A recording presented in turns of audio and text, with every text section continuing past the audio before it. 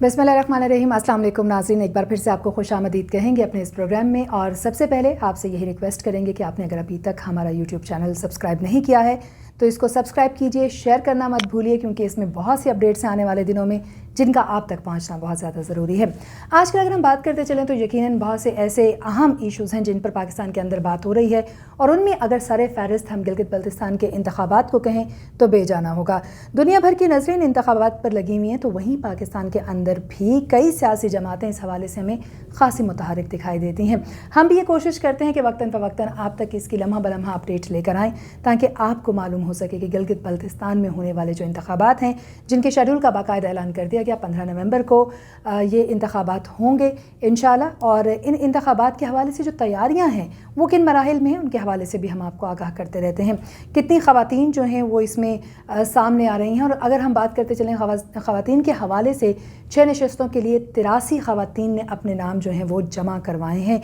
या उनके नाम दिए गए हैं मुख्तलिफ़ सियासी जमातों की जानिब से। और ये इस बात का वाज़ेह सबूत है कि गिलगित बल्तिस्तान की सियासत में ख़वातीन कितनी मुतहरिक हमें दिखाई देती हैं। लेकिन इसकी दूसरी तरफ की पिक्चर क्या है, उस पर भी हम अपने आने वाले जो प्रोग्राम्स हैं उनमें बात करेंगे। आज के प्रोग्राम में हम बात करने जा रहे हैं साबिक़ वज़ीर आला हाफ़िज़ हफ़ीज़ुर रहमान का एक स्टेटमेंट, एक बयान सामने आया है। बड़ी तनकीद की है उन्होंने मौजूदा इस वक्त की जो हुकूमत है उसके ऊपर भी, और उसके साथ साथ SCO पर उनकी तनकीद जो है बड़े वाज़ेह अल्फाज में सामने आई है। इस पर हम कुछ बात करेंगे आज के इस प्रोग्राम में। क्या उनका तरीक़ाकार दुरुस्त है और क्या उनकी शिकायत जायज़ है, इस पर बात की जाएगी। उसके साथ साथ अगर हम ओवरऑल बात करते चलें तो इंतखाबी मराहिल जो हैं वो सामने आ रहे हैं, और जो 19 अक्टूबर का दिन है वो ख़ासा अहम होने जा रहा है गिलगित बल्तिस्तान के इंतखाबात के हवाले से। देखना यह है कि सियासी सतह पर कौन किसको सपोर्ट करेगा और कौन किसके हक़ में दस्तबरदार होगा, इस पर भी थोड़ी सी बातचीत आज के इस प्रोग्राम में। उसके साथ साथ वो कौन से लोग हैं जिनके हवाले से बैंक ही श्योर नहीं है कि इनको जो है इंतखाबात के अमल में शामिल किया जाना चाहिए,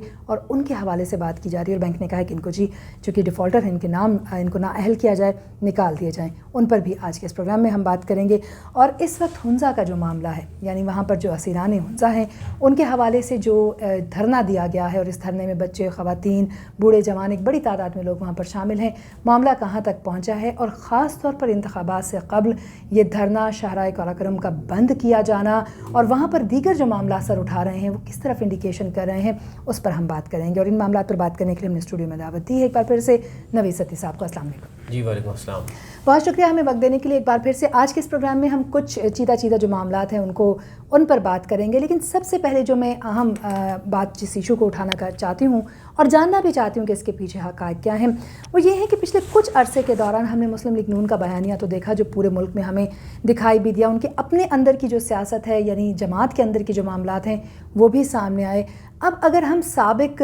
जो वज़ीर आला हैं गिलगित बल्तिस्तान के हाफ़िज़ हफ़ीज़ुर रहमान, उनका जिक्र करते चलें तो मुस्लिम लीग नून की शान में तो बड़े कसीदे वो पढ़ते भी हैं। और अगर उनके हवाले से जाना जाए या उनके स्टेटमेंट पर जाया जाए तो उनका कहना ये है कि जी अरबों रुपये लगाए हैं गिलगित बल्तिस्तान की बहाली और शाहराहों और सड़कों की बहाली के लिए। इसके साथ ही उन्होंने SCO पर बड़ी तनकीद की और उन्होंने कहा है कि जी वो सड़कें तोड़ फोड़ कर रहे हैं, हालांकि उनको NOC लेनी चाहिए। आवाम के पैसा का जो है वो नुकसान किया जा रहा है और GB के एसेट्स को नुकसान पहुंचाया जा रहा है। और SCO चीफ सेक्रेटरी पर उन्होंने बड़े संगीन इल्ज़ाम लगाए हैं कि आप भंग पीकर सो रहे हैं। तो ये अल्फाज और ये तरीक़ाकार किस तरह से देखते हैं आप, क्या मामला है?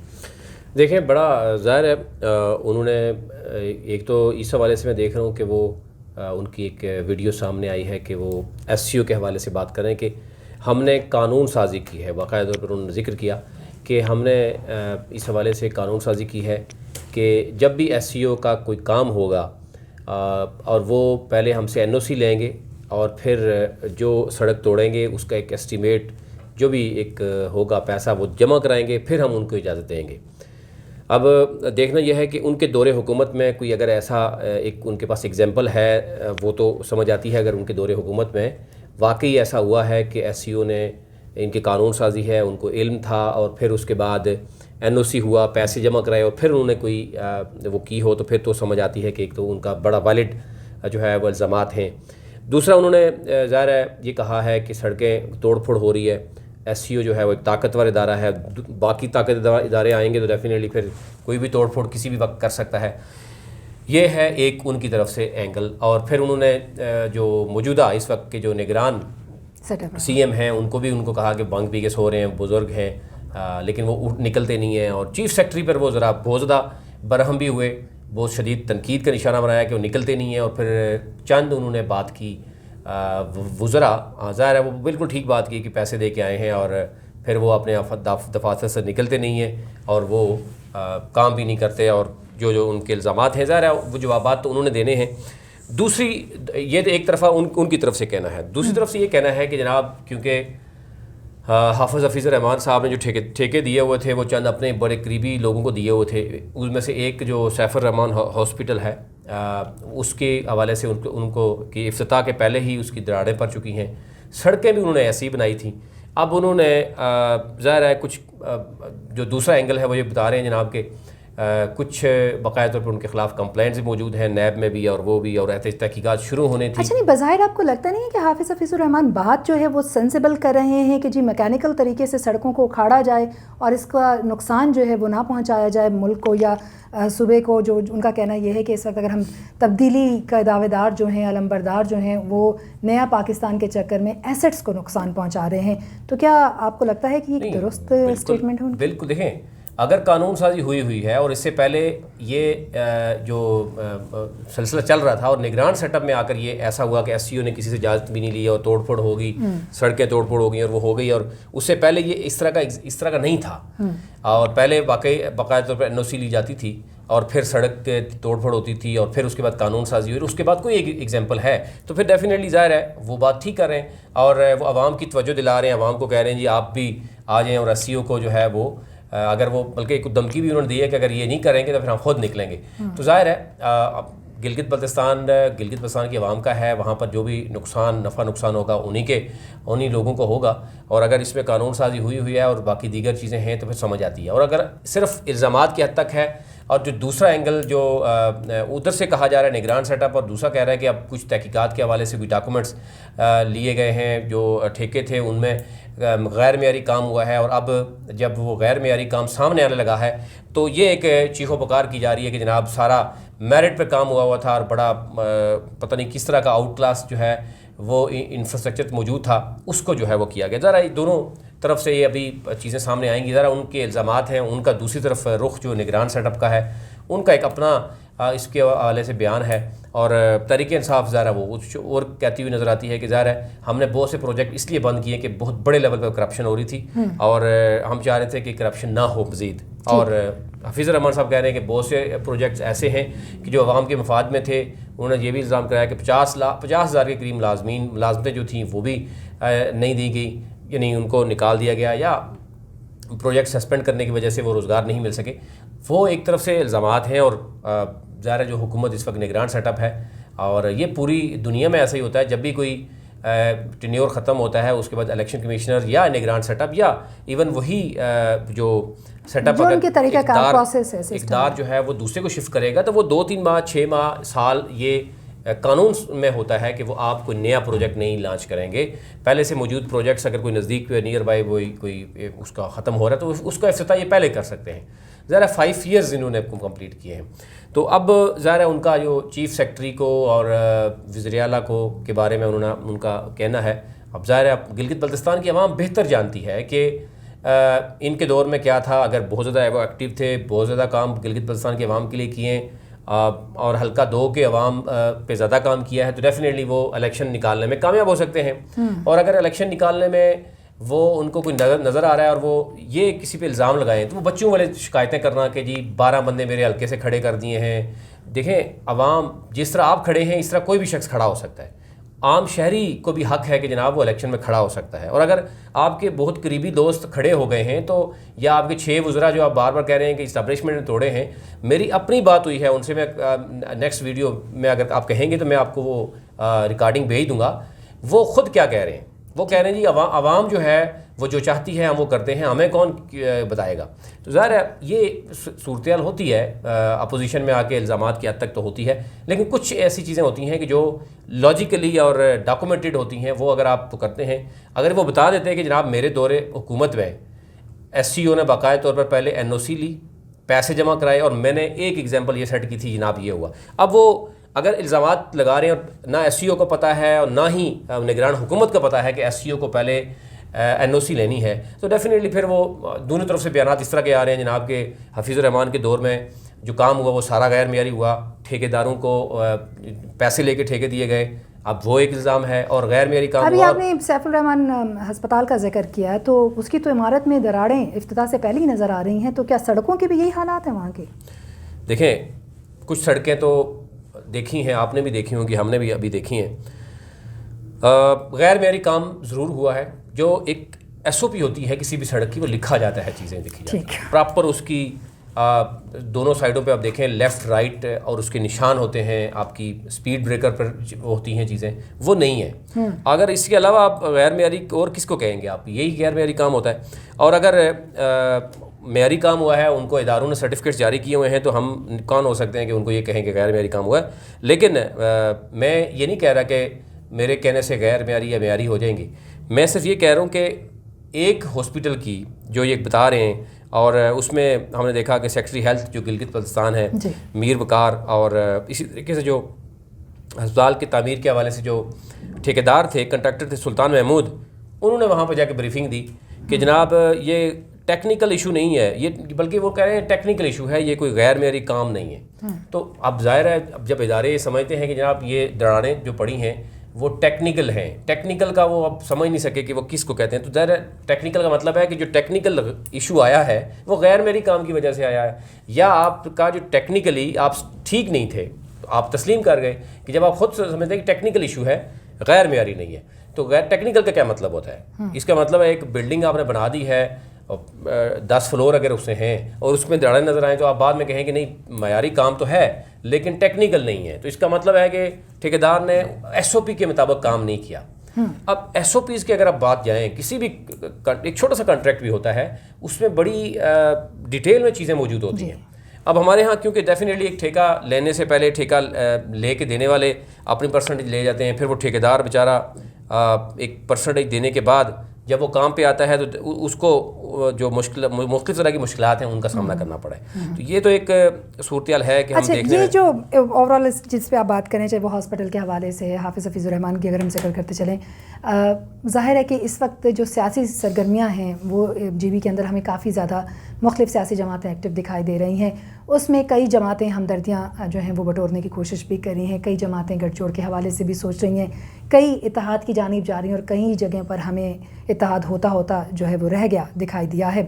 اس وقت کی صورتحال اگر ہم بات کرتے چلیں وہاں انتخابات کے حوالے سے جو مختلف حلقوں میں ہے، کاغذات نامزدگی جمع کروا دینے کے بعد، چاہے وہ ٹیکنوکریٹ کی سیٹ ہے یا پھر وہ خواتین کی نشستیں ہیں، ریزرو سیٹس کے حوالے سے اگر ہم بات کرتے چلیں تو ایک بڑی تعداد میں لوگ جو ہیں وہ سامنے آئے ہیں، لیکن دوسری طرف یہ ڈیٹیلز بھی سامنے آئی ہیں کہ انہی لوگوں میں وہ لوگ بھی موجود ہیں کہ جنہوں نے قراقرم بینک سے پیسے لیے، واپس نہیں کیے، اور بینک نے کہا ہے کہ جی چونکہ یہ ڈیفالٹر ہیں تو ان کو نااہل کیا جائے۔ یہ کیا معاملہ ہے ذرا؟ بالکل میں اس پر آتا ہوں، اس سے پہلے میں صرف یہ آپ کو بتا دوں کہ جو آپ نے بتایا تھا کہ سابق سی ایم جو ہیں حافظ حفیظ الرحمان، انہوں نے ایک تو یہ بات کی تھی، دوسرے انہوں نے ایک اور رد عمل دیا ہے، انہوں نے کہا جی گورنر جو گلگت بلتستان اس وقت ہیں وہ انہوں نے سائن نہیں کیے، بقول ان کے انہوں نے کہا کہ سابق صوبائی حکومت نے کے دور میں حکومت بنائے گئے ادارے ویسٹ مینجمنٹ کے ایکٹ پر گورنر نے دستخط کرنے تھے، انہوں نے دستخط نہیں کیا، ان کا کہنا ہے کچھ لوگ میرے پاس آئے ہیں اور ہم نے ایکٹ پاس کیا تھا تو اس کو پوکے نہیں کیا۔ اب دیکھیں دو تین چیزیں ہیں، اگر یہ ایکٹ یہ ہم نے یہاں پر بھی دیکھا، وفاق میں بھی آخری جو ہوتا ہے اے ڈی پی، یعنی آپ کو پتہ ہے کہ اگلے سال میری حکومت ہونی ہے یا نہیں ہونی، یا یہ پتہ ہوتا ہے کہ میں نے الیکشن کمپین کرنی ہے تو میں لوگوں کے پاس جب جاؤں گا تو میں کہوں گا یہ آپ کے لیے یہ بڑا پروجیکٹ ہے۔ آخری جو اے ڈی پی ہوتا ہے ڈیفینیٹلی وہ آپ کا اسی مقصد کے لیے ہوتا ہے کہ آپ نے عوام کے پاس جانا ہے۔ اگر جو نا ایکٹ جو ہے وہ اگر 2015 میں ہی اب کر لیتے، 16 17 18 20 تک آپ کو جانے کی ضرورت نہ پڑتی تو ڈیفینیٹلی یہ چیز اور ہوتی۔ تو اب موجودہ حکومت جو نگران سیٹ اپ وہ یہ کہہ رہا ہے کہ ہم تو یہ کچھ نہیں کر سکتے، گورنر اگر سائن نہیں کر رہا ہے تو گورنر بھی یہ کہہ رہا ہے کہ آخری جو جاتے وقت آپ اگر بہت سے اس طرح کے بل کر کے چلے جائیں اور آنے والی حکومت بھی ڈالنا شروع کر دیں اور اپنے 5 سال پورے کر کے چلے جائیں تو ڈیفینیٹلی وہ بھی کیش کرنے کی کوشش کریں۔ ایک یہ صورتحال بھی ہے کہ ہمارے ہاں یہ ہوتا ہے، یہ ہر جگہ پہ ہوتا ہے، یہ صرف گلگت میں نہیں ہوتا، یہ ہر حکومت کوشش کرتی ہے کہ آخری جو اے ڈی پی ہے نا اس میں ایسے بڑے بڑے پروجیکٹ ڈالیں گے، یوتھ کو جو ہے وہ خوش کرنے کے لیے ان کے لیے کہہ دیں گے جناب ہم اتنے ارب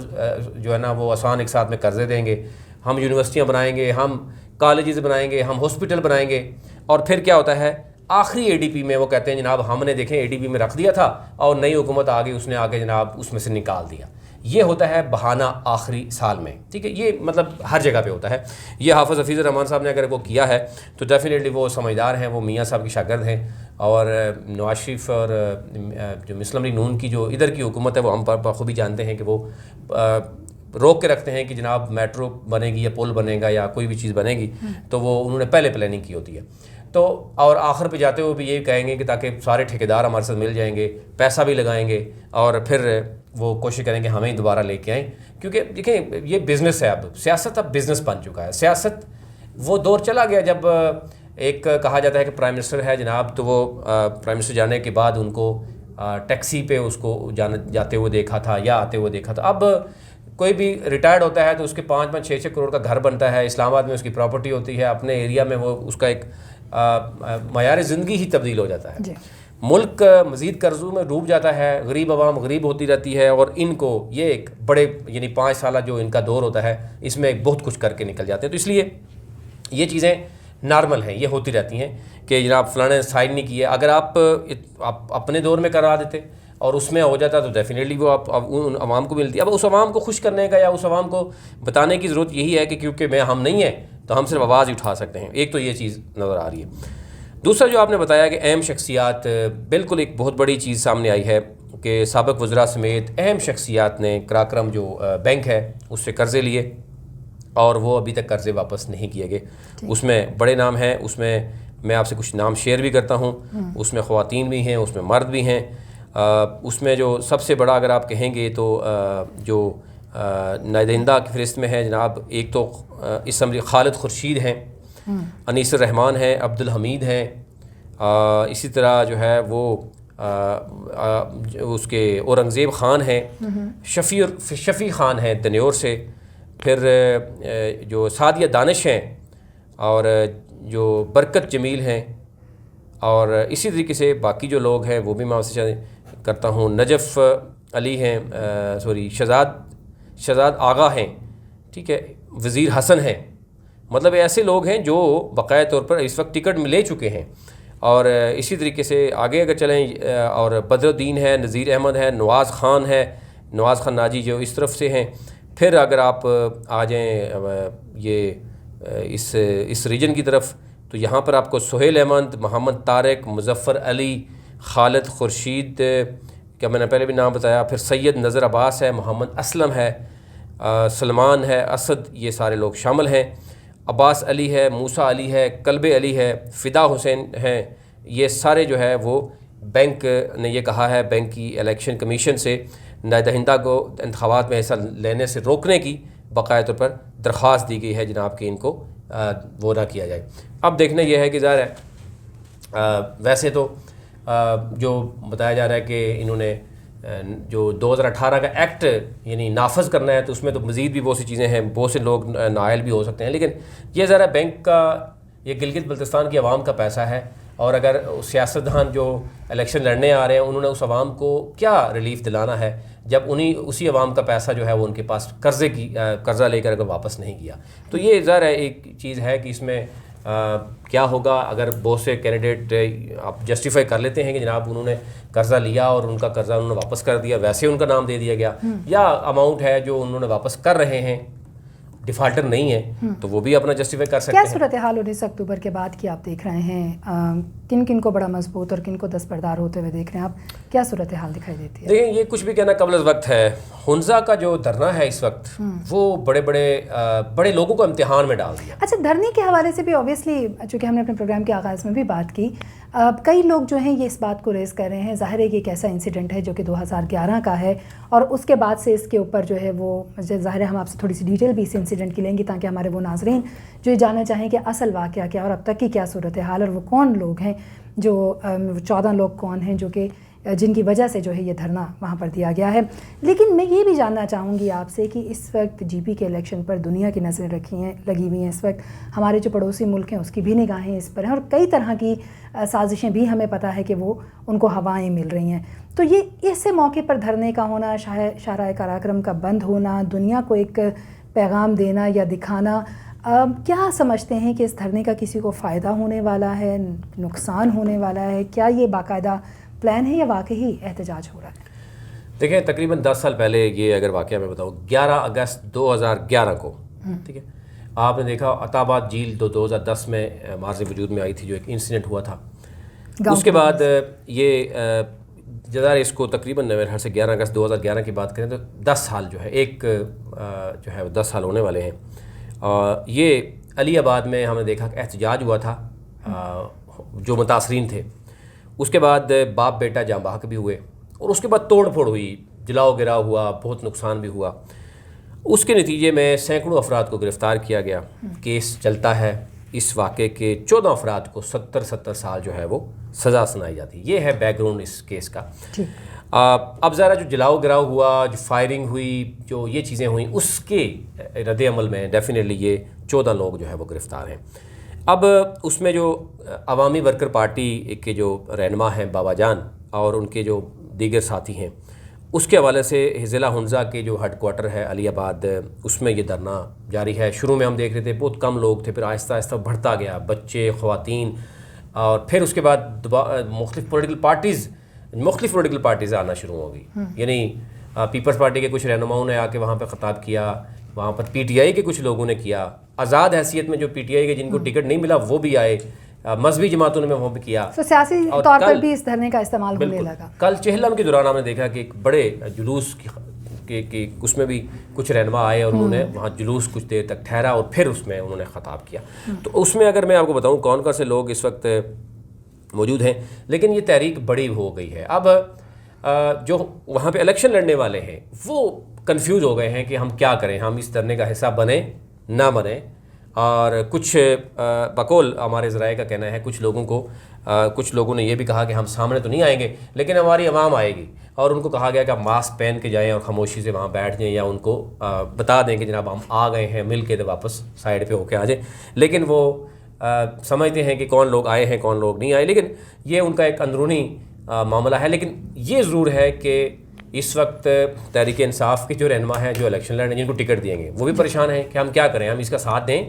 دھرنے میں جائیں، وہاں بات کریں نہ بات کریں. نون لیگ والے بھی یہی پریشانی میں مبتلا ہیں کہ ہم کیا کریں. پیپلز پارٹی کے کچھ لوگوں نے وہاں پہ گئے، اسی طرح مذہبی جماعتوں کے گئے. تو اب اور آزاد امیدوار جن کو ٹکٹ تحریک انصاف نے دیا انہوں نے کھل کر بات کی وہاں پر. تو اب میں آپ کو بتاتا ہوں کون کون سے لوگ جو گئے تھے. جو میں آپ کو ایک تو مرکزی جو جلوس تھا میں دیکھ رہا ہوں کہ اس کا کل وہاں پر گئے اور ایک بڑی تحریک بن گئی، بڑی پاور جو ہے وہ شو کر رہی تھی اس وقت. اب دیکھنا یہ ہے کہ انہوں نے وہاں پر بڑے تعداد میں اگر ہم بات کریں تو ہمیں بچے بھی دکھائی دیا، خواتین وہاں پر موجود ہیں سڑک کے اوپر.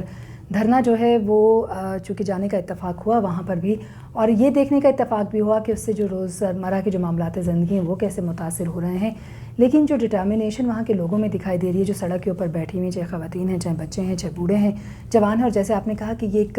سیاسی جو صورتحال ہے وہاں پہ بھی سرگرمیاں اپنی شروع ہو چکی ہیں. انتخابات کے دوران یہ دھرنا دیا جا رہا ہے. بالکل. تو ضرور مجھے ہمیں آگاہ کیجیے گا کہ کون کون لوگ جو ہیں. ہنزہ جو ہے نا اس وقت ظاہر ہے وہ سینٹر بن چکا ہے، کیونکہ ہنزہ جو ہے ایک تو یہ آپ کا مین جو ہے وہ شاہراہ ہے. خنجراب سے آپ جائیں اور چائنا نے بڑی اچھی روڈ بنائی ہے، اس مین روڈ کو بند کر دیا گیا ہے. ڈیفینیٹلی وہاں پر یہ چیزیں موجود ہیں. اور پھر اس کے ساتھ ساتھ ہنزہ کی عوام یعنی کہ جو بیسیکلی ہنزہ سے ہیں وہ گلگت کے تینوں حلقوں میں مختلف جگہوں میں موجود ہیں. وہاں کے جو حلقہ 1 2 3 وہاں کے پھر حلقہ 4 5 یعنی یہ پورا گلگت جو ڈویژن ہے وہ اس سے متاثر ہو رہا ہے اگر وہ شامل ہوتے ہیں یا نہیں شامل ہوتے ہیں. تو یہ بیانیہ جو ہے وہ اس دھرنے کا ایک الگ سے بننے والا ہے، کیونکہ دھرنا اگر اس میں کوئی فائدہ اٹھاتے ہیں تو ڈیفینیٹلی وہ لوگ فائدہ اٹھانے میں کامیاب ہو جائیں گے. اور اگر دھرنا جو ہے فی الحال ان کو کوئی لارا لپا لگا کے آپ ان کو بھیج دیتے ہیں اور پھر ڈیفیوز کرنے کی کوشش کرتے ہیں تو ڈیفینیٹلی ایک اور ہوتا ہے. تو اب دیکھنا یہ ہے کہ یہ کس کروٹ بیٹھے گا اگر اس کو لیکن فائدہ اٹھاتے ہیں یا اس کا فائدہ نہیں اٹھا سکتے. لیکن ابھی تک جو لوگ اس میں موجود تھے اس سے اندازہ لگایا جا سکتا ہے کہ وہ کیوں گئے ہیں. ایڈوکیٹ امجد حسین جناب پیپلز پارٹی کے گلگت کے صدر ہیں، گلگت بلتستان کے، وہ وہاں پر گئے اور انہوں نے ہنزہ اسیروں کی رہائی کا مطالبہ کیا اور انہوں نے خطاب بھی کیا. اسی طریقے سے اگر ہم بات کریں عوامی ایکشن کمیٹی کے جو اسیران کی رہائی کے لیے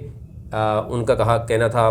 کہ گلگت بلتستان میں دھرنا دیں گے. اور مزید صدر عوامی ایکشن کمیٹی مولانا سلطان رئیس وہاں پہ موجود تھے اور انہوں نے کہا جی ہم اگر یہاں پہ نہ سنی گئی تو ہم پورے گلگت بلتستان کے مختلف علاقوں میں بھی دھرنا دے سکتے ہیں. اسی طریقے سے اگر آپ آگے چلتے ہیں تو ایک تو یہ کہا جا رہا ہے کہ سب سے اہم چیز جو نظر آ رہی تھی وہ ایک تو یہ تھی کہ حمزہ GBLA-6 سے جو بابا جان ہیں اس سمیت 7 امیدواروں کے کاغذات نامزدگی جو ہے وہ پہلے ہی مسترد کیے جا چکے ہیں، اور وہ بھی ایک ان کے ہاں ہے کہ کاغذات نامزدگی جو ہے نا وہ مسترد کر دیے گئے ہیں، تو یہ بھی ایک لگ رہا تھا کہ شاید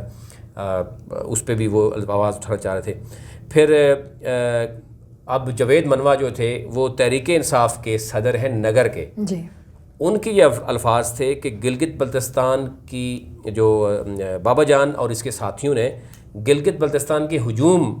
کو قوم بنا دیا ہے، اور یہ بڑا اہم انہوں نے خطاب کیا ہے کہ اگر وہ پہلے ہجوم تھا وہ اب قوم بن گیا ہے، اور یہ گلگت بلتستان نگر کے صدر ہیں۔ تو ایک یہ ہے کہ اس میں تمام پولیٹیکل پارٹیز، اس کا مطلب ہے وہ سمجھتی ہیں کہ اس میں کچھ ہے، اس دھرنے میں ضرور کچھ ہے جس کی وجہ سے کچھ حصہ بھی لیا جا رہا ہے، اور کچھ خاموش نظر آتے ہیں۔ اب ان کی اپنی رائے ہے وہ کیوں خاموش ہیں، اس میں تحریک انصاف کے بھی لوگ خاموش نظر آتے ہیں، مسلم لیگ نون کے ابھی تک حافظ حفیظ الرحمان وہاں پر نہیں گئے، انہوں نے کوئی فی الحال اس کو وہ نہیں کیا۔ پاکستان پیپلز پارٹی کے لوگ وہاں گئے ہیں، صدر وہاں پہ گلگت پسند گئے۔ پھر ڈاکٹر اقبال ہیں، سابق وزیر ہیں مسلم لیگ نون سے، لیکن اس دفعہ آزاد واسطیت میں ہے، انہوں نے بھی وہاں پہ جو ہے وہ گئے تھے، اور ان کا جو ہے وہ انہوں نے بھی بات کی، اور اب یہ دیکھنا یہ ہے کہ کون کون سے مزید لوگ بھی وہاں پہ جائیں گے اور وہاں پہ بات کریں گے۔ اوورآل ابھی صورتحال یہ ہے کہ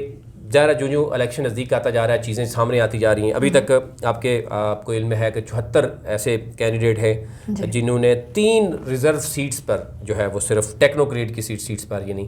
ریزرو سیٹس پر ابھی تک 74 کینڈیڈیٹ سامنے آئے ہیں۔ اچھا، اور جو یہ خواتین کی سیٹس ہیں ان کے اوپر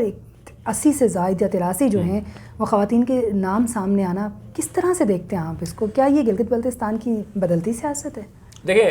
88 خواتین کے نام آئے ہیں۔ آپ نے دیکھا ہوگا جب نگران سیٹ اپ بنا تھا تو اس وقت 13 نام دونوں کی طرف سے آ گئے تھے، 26 نام آئے تھے، اور ان میں سے کتنے ایک نام آپ کو پتہ ہے کہ وہ فائنل ہوئے تھے۔ ڈیفینیٹلی یہ سیاسی ہوتے ہیں، وہ کہتے ہیں کہ سارے اپنا نام جمع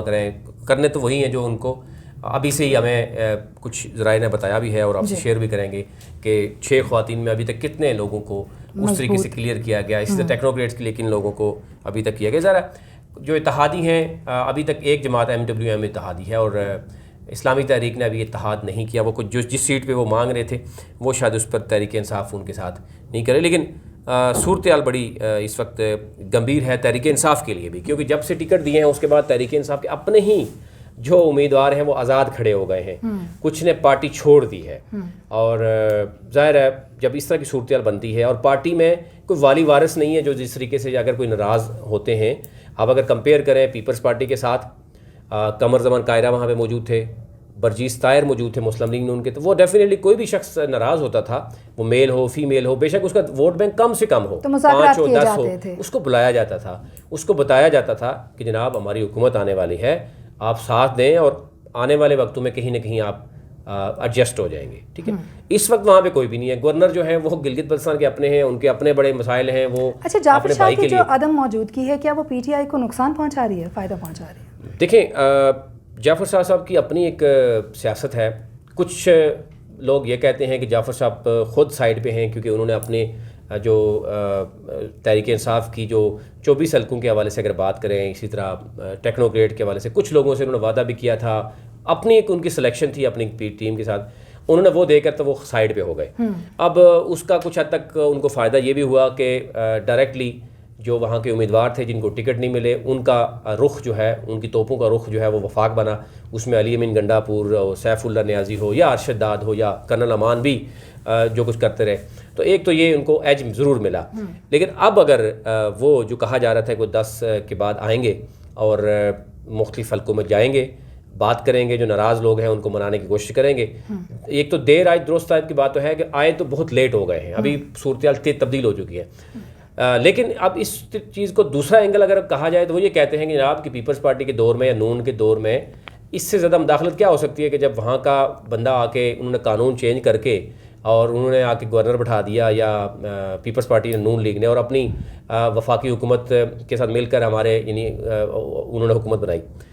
گلگت بلتستان کی کچھ لوگ یہ کہہ رہے ہیں کہ دیکھیں جی ہم تو پہلے ہی کہہ رہے ہیں کہ ہم نے گورنر بھی اپنا بنایا،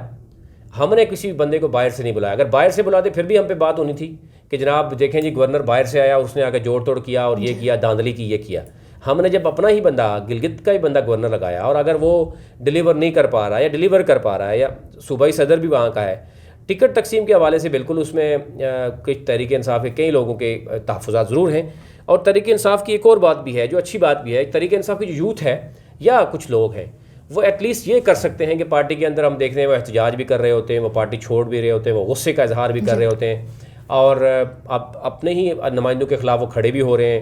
بات ضرور ہوتی ہے, اختلافات ضرور ہیں, لیکن اگین لیڈرشپ اس طریقے سے شاید ابھی تک سامنے نہیں آئی گلگت بلتستان میں, کہ جو جتنے بھی ابھی تک لوگ ہیں وہ بلائنڈ ہیں, یعنی ان کو نظر نہیں آ رہا کہ کہاں جانا ہے. جس کو ٹکٹ مل گیا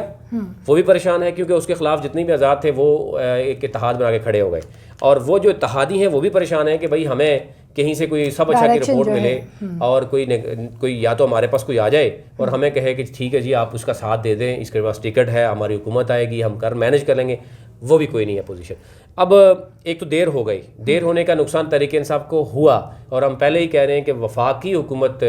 اگر علی امین گنڈا پور جیسے لوگوں کو اگر بنائے گی, جس کو ادھر جانے کا مسئلہ ہے, جو وہ سمجھتا ہے کہ اس کو فوبیا ہے, وہ باہر نہیں جا سکتے, وہ ابھی تک ان کے جو 2-3 وزٹ ہیں وہ کہاں پہ ہیں, کس کے پاس گئے ہیں, تو یہ ایک بہت بڑا مسئلہ ہے کہ اگر آپ یہاں سے بیٹھ کے فیصلے کریں گے. دوسرے جو فیصلے کرنے والے لوگ ہیں وہ بھی ظاہر صورتحال, تو یہ ملا جلا ہے. تحریک انصاف یہ سمجھتی ہے کہ جناب وفاق سے کوئی مداخلت نہیں ہے, اور